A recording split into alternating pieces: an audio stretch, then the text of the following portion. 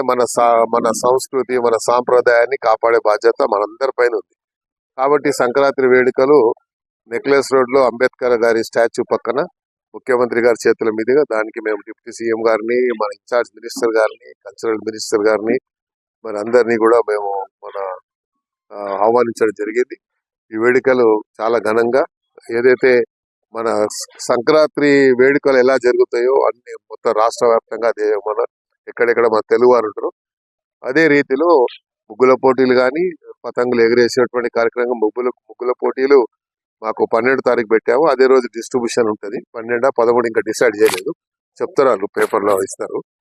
దాని తర్వాత 14 తారీఖు నాడు ముఖ్యమంత్రి గారు వచ్చి సంక్రాంతి వేడుకల్లో పాలు పంచుకుంటారు. వారితో పాటు కేబినెట్ సహచరులు వస్తారు. అందరు కూడా పెద్ద సంఖ్యలో పతంగులు ఎగిరేయడానికి ఆసక్తి ఉన్నవారు వచ్చి ఎగిరేసుకోవచ్చు.